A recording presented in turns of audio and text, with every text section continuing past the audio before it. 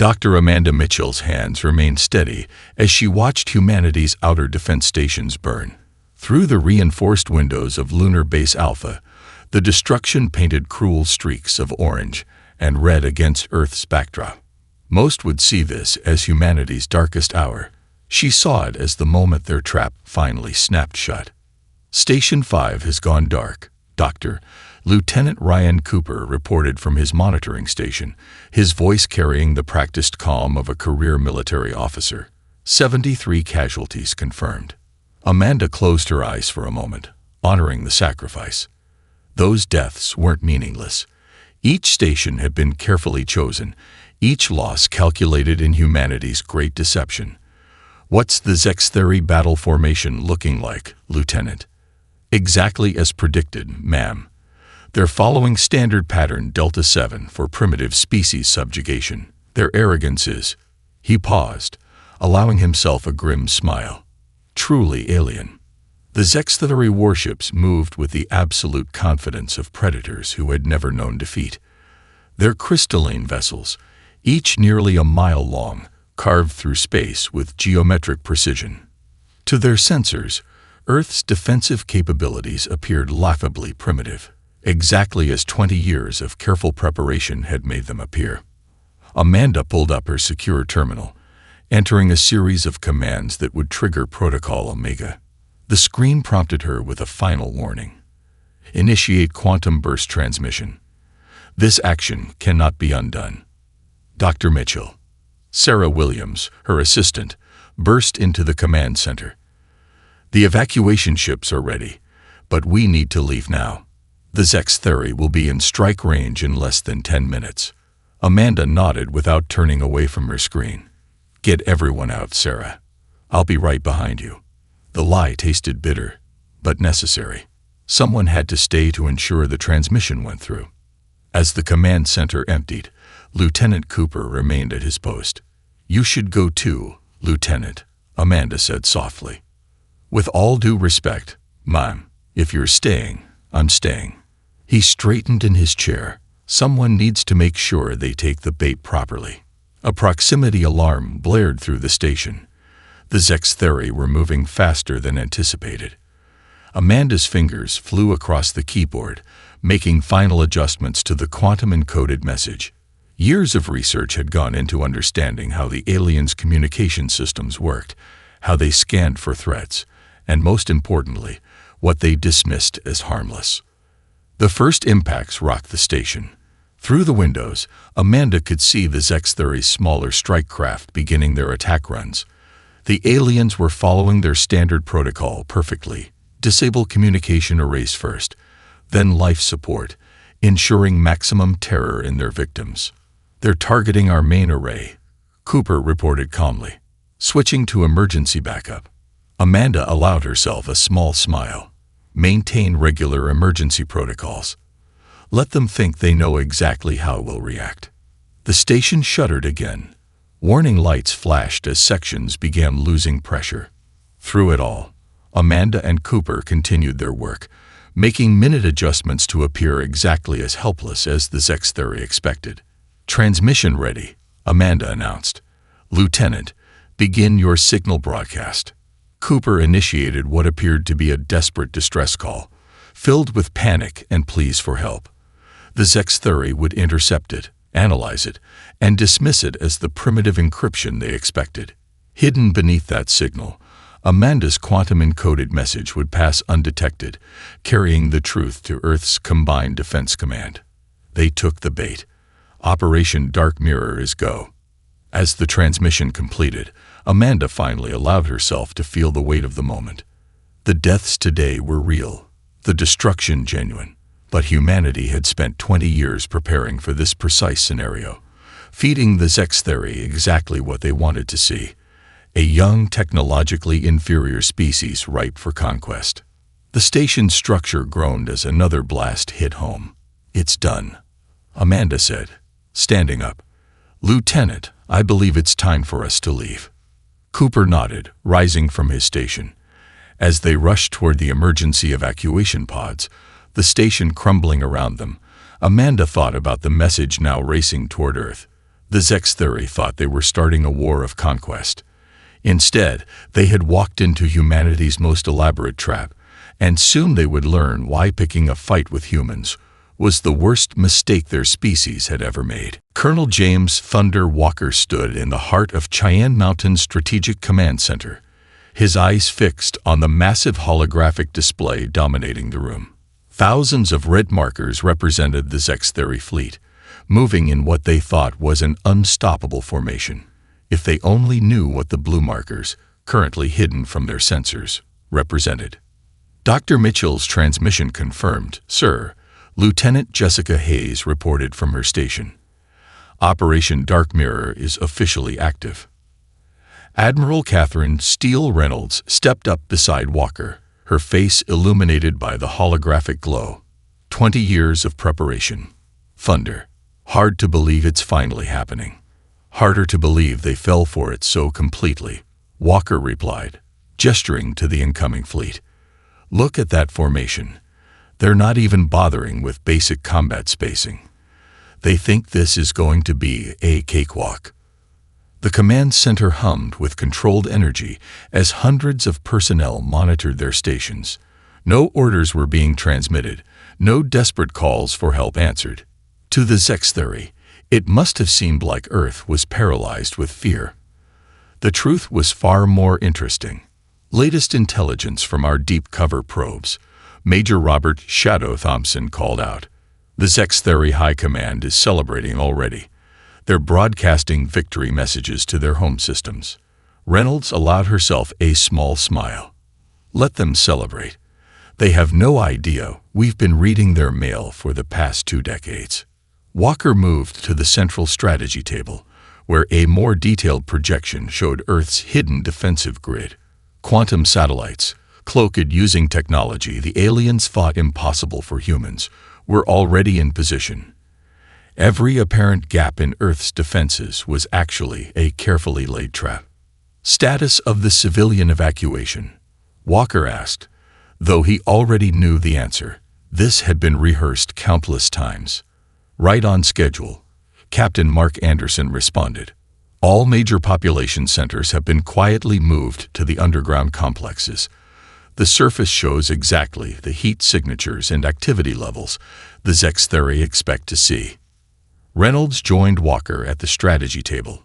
"Remember when we first started this project? Everyone said we were paranoid, wasting resources on underground cities and hidden fleets." "I remember," Walker nodded. "The same people who said we should announce ourselves to the galaxy as soon as we detected alien civilizations. Instead, we watched, we learned, and we prepared." A new alert flashed across the main display. The Zextheri fleet had crossed the lunar orbit, moving into what they believed was their optimal attack position. In reality, they were surrounding themselves with humanity's hidden weapons. "Message from the President, sir," Lieutenant Hayes announced. "She's safely at Mount Weather and has given the final authorization. We are clear to proceed with all phases of Operation Dark Mirror." Walker took a deep breath, looking around the room at the men and women who had dedicated their lives to this moment. They had trained for years, knowing they would have to watch initial attacks succeed, knowing they would have to hold back until exactly the right moment. "Send the coded burst to all hidden assets," he ordered. "Synchronize countdown timers. We strike in 6 hours, not a second before. Let them think their victory is complete." Reynolds moved to address the command center. "This is what we've prepared for, people. Every simulation, every late night, every secret we've kept. It was all for this moment. The Zextheri think they're superior because they're more advanced. Today, we show them that technology isn't everything. Today, we show them why humans are the most dangerous species they've ever encountered." As the orders were quietly distributed through quantum encrypted channels, Walker watched the alien fleet continue its advance. In 6 hours, they would learn that every single thing they thought they knew about Earth was wrong. But for now, humanity would do what it had done for 20 years. Wait, watch, and prepare to strike with everything they had. "You know what the funny thing is, Kate," Walker said quietly to Reynolds. "They're about to learn that their biggest mistake wasn't attacking us. It was giving us time to get ready for them." Major Marcus "Ghost" Rodriguez watched the debris field through his Corvette's advanced optical systems. The U.S. Phantom, along with 30 other stealth vessels, had been hiding in plain sight for days, disguised as nothing more than space junk. The Zextheri ships passed within kilometers of his position, their sensors sliding right past the revolutionary metamaterials that made his ship invisible. "Status report," he whispered, though he knew the enemy couldn't hear him through the vacuum of space. "All systems nominal." "Sir," Lieutenant Emma Carter replied from the weapons station. "Dr. Mitchell's quantum disruptors are primed and reading green. Power signature is successfully masked." Rodriguez allowed himself a small smile. The aliens had no idea that what they thought was random space debris actually contained the most advanced human battle fleet ever created. Each piece of junk was a carefully positioned weapon, just waiting for the signal. "Message from Fleet Command," Communications Officer Jack Turner announced. "Operation Dark Mirror Phase 3 is go. Authorization code: Thunderstrike." Rodriguez straightened in his command chair. "Send acknowledgement to all ships in Ghost Squadron. Prepare for synchronized strike on my mark." The bridge crew moved with practiced precision. They'd drilled this thousands of times in simulation, but this was different. This was real, and the fate of humanity hung in the balance. "Target acquired," Carter reported. "Zextheri command vessel designated Alpha 1 is in optimal position. Their shields are at standard combat power." Rodriguez watched as the massive alien ship moved into the kill zone. The Zextheri were so confident in their superiority that they'd positioned their command ships at the front of their formation. A fatal mistake. "All ships, this is Ghost Leader," Rodriguez broadcast to his squadron. "Remember your training. These quantum disruptors will only have the element of surprise once. Make it count." The seconds ticked by as the final pieces fell into place. The alien fleet had no idea that their formation had been predicted, analyzed, and counterplanned for years. 3, 2, 1. Execute.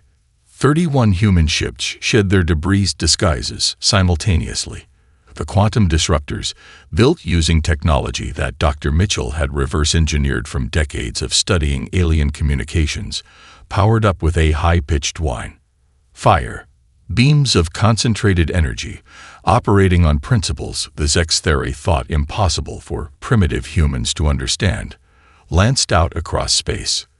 They struck the alien shields and passed right through them, as if they weren't there. "Direct hits confirmed," Carter called out, her voice tight with excitement.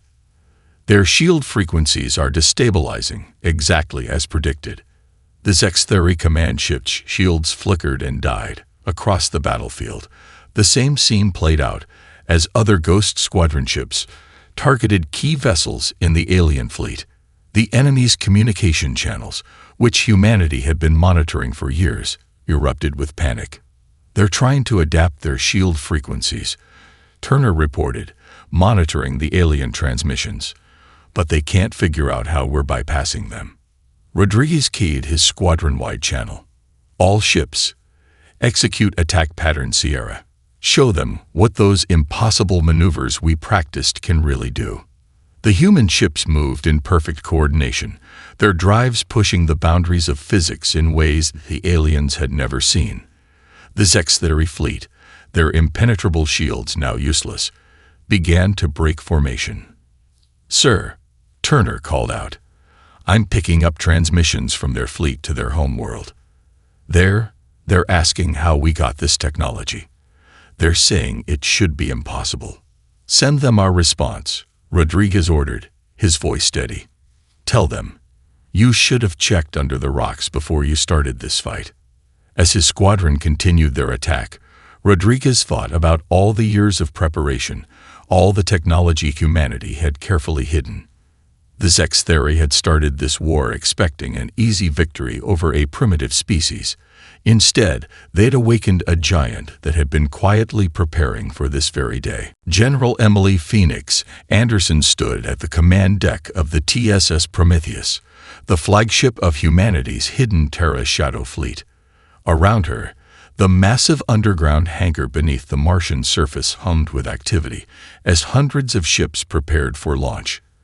20 years of secret construction was about to pay off. All ships report ready, General. Commander Jason Spectre Bennett announced from his station. Ghost Squadron's attack has the enemy exactly where we want them. Anderson nodded, her eyes scanning the tactical display. The Zextheri fleet was still reeling from the first strike, their formation broken, their supposedly invincible shields proven worthless. They had no idea that was just the beginning. "Send the signal to begin Phase 4, she ordered. "Open the doors." Deep beneath the Martian surface, massive hydraulic systems activated. The red planet's surface split open along carefully hidden seams, revealing the true extent of human military innovation. One by one, ships of the Terra Shadow fleet emerged from their underground berths. "Battle Group Alpha, you have launch clearance," Anderson broadcast. "Show them what the primitive humans can really do." The first wave of ships shot from the hidden base, their advanced drives leaving trails of blue fire against the Martian sky. These weren't the cobbled-together vessels the Zextheri expected from Earth. These were the product of 2 decades of reverse engineering, innovation, and human ingenuity. "Enemy fleet detecting our launch," Tactical Officer Sarah Oracle Martins reported. "Their communications are chaotic. They're having trouble processing what they're seeing." Anderson allowed herself a grim smile. "Put me on fleet-wide broadcast. Channel open, ma'am." This is General Anderson to all Terra Shadow fleet vessels. "For 20 years, we've trained for this moment. Every simulation, every midnight launch, every secret we've kept. It was all for today. The enemy thought we were primitive. Let's show them how wrong they were." The Prometheus led the charge as 500 advanced warships emerged from Mars. Each vessel was equipped with technology the Zextheri had deemed impossible for humans to develop: quantum-folded space drives, gravitic weapons arrays, and neural-linked control systems. "Enemy fleet is attempting to regroup," Martins called out. "They're launching fighters. Execute maneuver pattern Delta 7, Anderson ordered. "Let's show them what these ships can really do." The Terra Shadow fleet moved in perfect synchronization, performing combat maneuvers that the aliens had calculated to be physically impossible.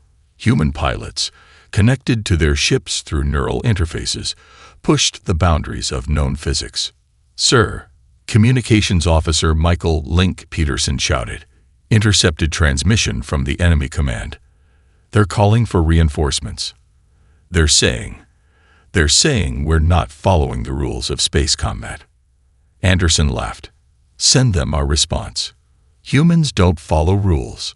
We rewrite them." The battle unfolded like a deadly dance.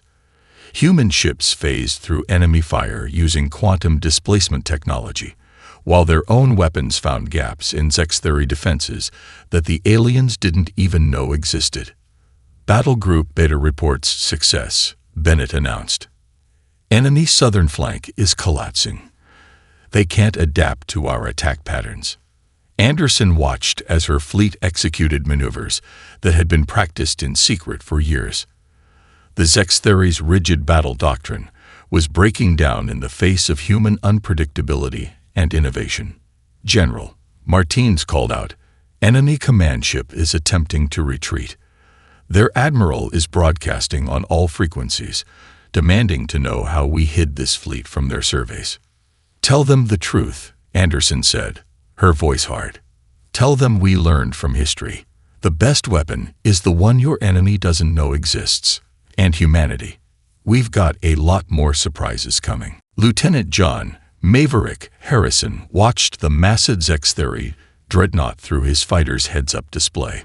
The enemy vessel, nearly 2 miles long, dwarfed his small squadron of 10 fighters. By all traditional military doctrine, what he was about to propose was suicide. "All right, Raptor Squadron, listen up," he broadcast to his team. "I've got a really stupid idea." "Those are always your best ones, boss," Lieutenant Maria Dice Rodriguez replied, her fighter taking position on his wing. Harrison grinned inside his Neuralink helmet. The Zextheri think they know every possible combat maneuver. Their computers have calculated every logical attack pattern. So let's show them something illogical. Captain Lisa Wildcard Thompson's voice crackled over the comm. "Psychological Warfare Division is standing by. Maverick, whatever you're planning, we'll make sure they remember it."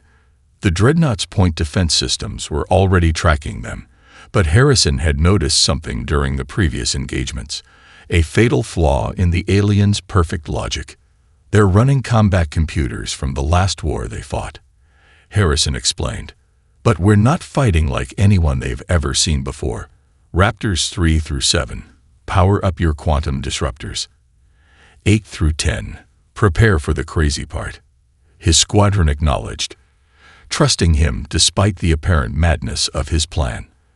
That was the human factor the Zextheri couldn't understand, the ability to trust, to improvise, to believe in the impossible. "Begin attack pattern Maverick 1, he ordered. "And someone better record this, because no one's going to believe it otherwise." The squadron split into 3 groups, their formations deliberately chaotic. The Zextheri combat computers, programmed to recognize standard attack patterns, started glitching as they tried to predict the unpredictable. "They're firing," Rodriguez called out. "Pattern matching is. Wait, their targeting systems are actually crashing. They can't process what we're doing." Harrison's fighter led the first group in a series of maneuvers that broke every rule of space combat. They flew directly into the Dreadnought's fire zones, but at angles and speeds that the alien targeting systems had been programmed to dismiss as impossible. "Quantum disruptors, fire," he ordered. "Target those shield emitters we found earlier." The second group of fighters struck from multiple vectors, their weapons exploiting the weaknesses that Dr. Mitchell's research had uncovered. The Dreadnought's shields began to flicker and fail in sections. "Wildcard, now would be a good time for that psychological edge," Harrison called out. Thompson's voice was filled with satisfaction as she replied, "Broadcasting now," letting them hear every bit of confusion and panic from their own crews. The final phase of Harrison's plan began as the last 3 fighters executed a maneuver that the Zextheri combat computers had labeled as having a 0% survival probability. They dove through the gaps in the failing shields, their advanced neural links, allowing the pilots to react at speeds no alien computer had been programmed to expect. "Impact in 3, 2, 1, Harrison counted down. The specialized charges they developed just for this battle detonated against the Dreadnought's hull. The explosions were small, but precisely targeted based on the structural analysis they'd done during the early stages of the battle. "Direct hit," Rodriguez shouted. "Their main power core is destabilizing." The massive alien vessel began to break apart, its crew evacuating in panic as their superior technology failed them. Harrison's squadron regrouped, their unconventional tactics having accomplished what the Zextheri had deemed impossible. "This is Wildcard," Thompson broadcast, "confirming kill on enemy Dreadnought. And better yet, I've got their entire command channel in chaos. They're demanding to know how a primitive species could possibly fight like this."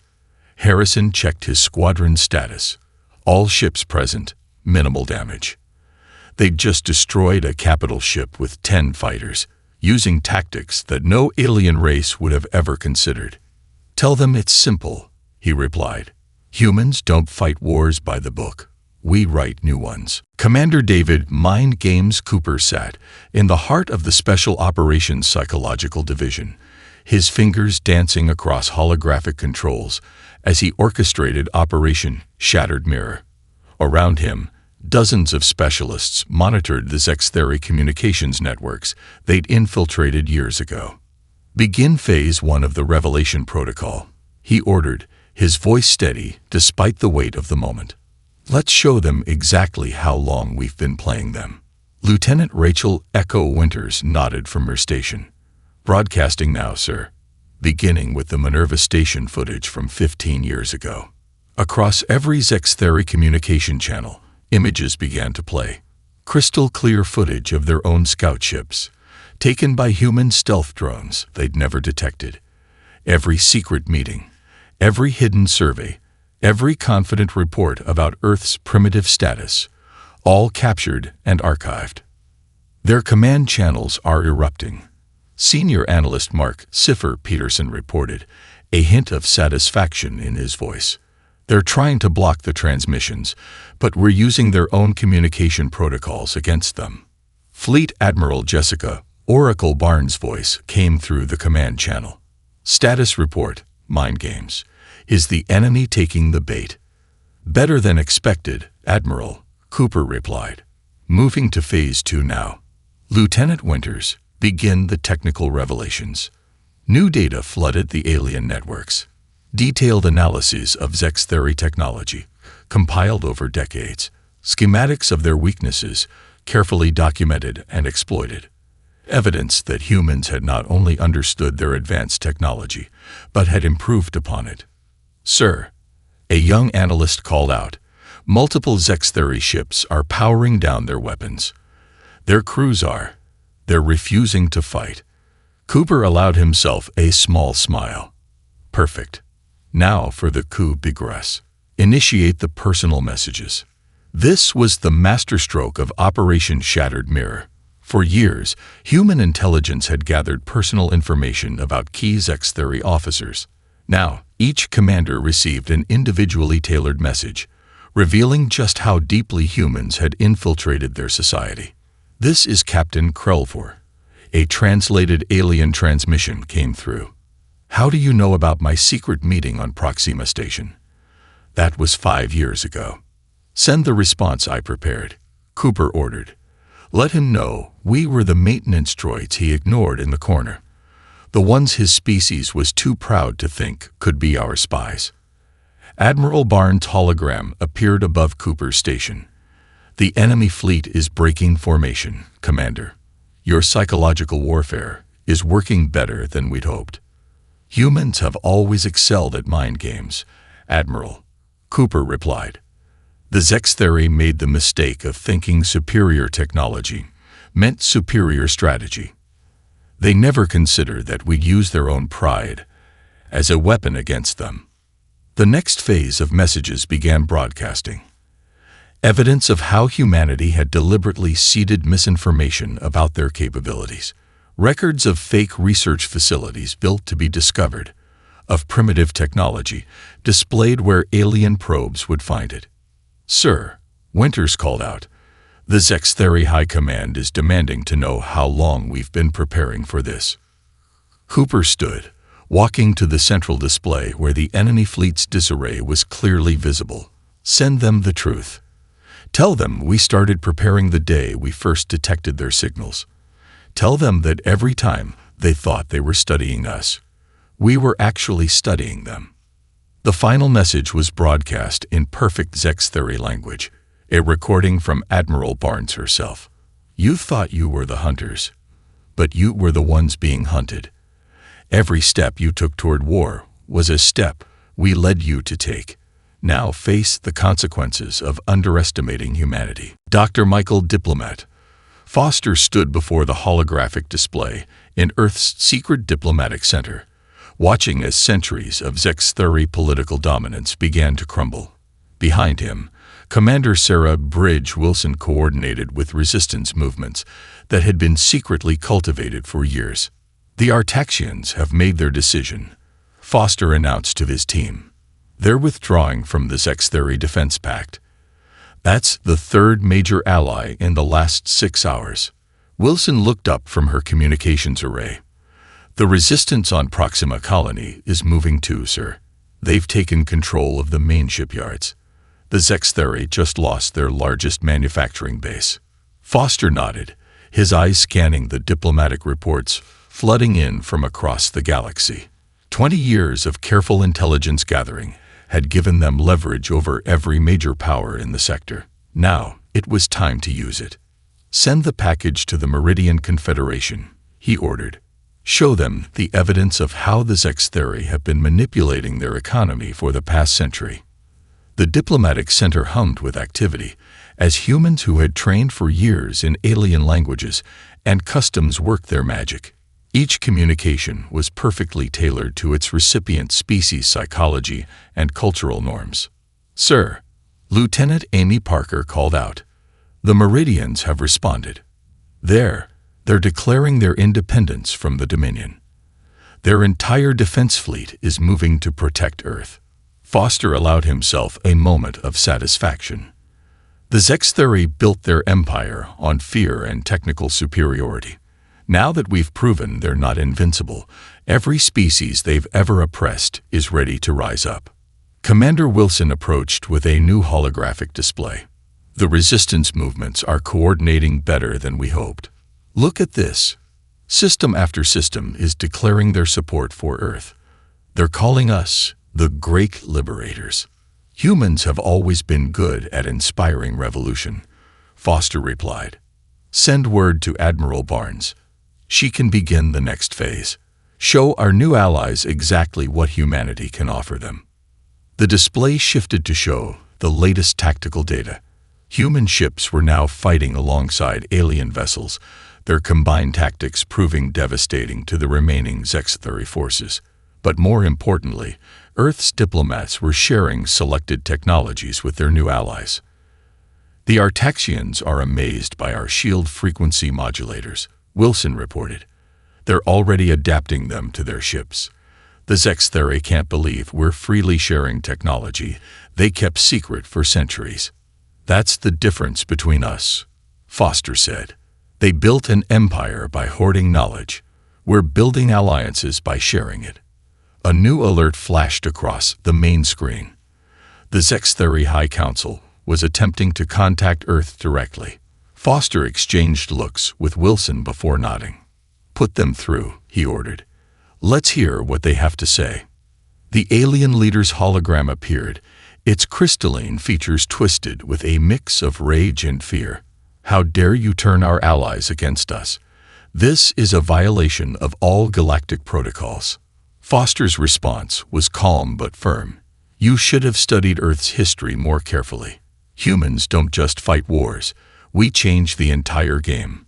Every alliance you built through fear will rebuild through cooperation." Wilson added another data stream to the display. "Sir, the resistance on the Zextheri homeworld is moving. Their own people are beginning to question their leadership." "Perfect," Foster said. "Send them our final offer. Surrender and accept a new galactic order, or watch their empire dissolve system by system. And make sure they understand. This isn't just about winning a war. It's about creating a better galaxy for everyone." Admiral William Kingmaker Taylor stood at the helm of the U.S. Retribution, his eyes fixed on the approaching Zextheri delegation. The massive conference chamber, specially constructed in Earth's orbit, served as a powerful symbol. Its architecture blending human innovation with technologies from a dozen allied species. "The Zextheri High Command has entered the system," Captain Alina Rice reported. "Their ships are following the designated flight path, weapons powered down as agreed." Dr. Rebecca Future Anderson, head of the Terran Diplomatic Corps, stepped up beside Taylor. "It's almost poetic. They came to this system expecting to find easy prey. Instead, they're returning to sign a peace treaty that will remake the galaxy." The chamber was filled with representatives from every major species in known space. Some had been Zextheri allies, others their victims, but all were here to witness the birth of a new era in galactic politics. "Final security sweep complete," Commander James Chen announced. "All quantum monitors are active. If they try anything, we'll know before they do." Taylor nodded, remembering the long path to this moment. Send the signal to begin the ceremony. Let's show them how humans handle victory. The Zextheri delegation entered, their once proud crystalline forms now humbled. Their leader, High Commander Vextor, approached the central platform where the treaty waited. Before we begin, Anderson stepped forward, her voice carrying across the chamber. I want to be clear about something. This treaty isn't about punishment. It's about progress. The assembled diplomats stirred as she continued. Humanity could have demanded your complete surrender. Instead, we're offering partnership, your technology, combined with human innovation, your experience, tempered by human creativity. Taylor watched as the alien leaders processed her words. They had expected humiliation. Instead, they were being offered a future. The terms are simple, Anderson explained. The Dominion will be dissolved, but your people will retain autonomy. Your technology will be shared freely among all species, as will Earth's. Together, we'll build something better than an empire. We'll build a community. High Commander Vextor spoke, his translated words echoing through the chamber. You could have destroyed us. Why offer peace? Because that's the difference between your way and ours, Taylor replied. You sought to rule through force. We choose to lead through example. The treaty signing proceeded, each article carefully crafted to transform the old order into something new. As the documents were finalized, Dr. Mitchell, the woman whose research had started it all, activated the final protocol. Across the galaxy, hidden human satellites began broadcasting on all frequencies, not threats or demands, but an invitation. Join us in building a future where innovation is shared, where strength comes from cooperation, not conquest. The first reports are coming in, Rise announced. 17 systems have already accepted membership in the new Galactic Cooperative. More are signing on every minute. Anderson smiled as she watched the galaxy transform. You know what the real victory is. We didn't just win a war. We made war itself obsolete. No species will ever again think they can rule through force alone. As the ceremony concluded, Taylor addressed the chamber one final time. Remember this day. Remember how it started, with one species thinking they could dominate another. And remember how it ended, not with destruction, but with unity. The stars seemed brighter through the chamber's viewport, as if they too were celebrating the dawn of a new age. Humanity had entered the galactic stage, not just as warriors, but as leaders, teachers, and innovators. Earth's battle cry would echo through history not as a threat, but as a promise. Underestimate humanity at your peril, for we will always exceed your expectations, and when we do, we'll bring everyone forward with us, into a future brighter than any single species could create alone.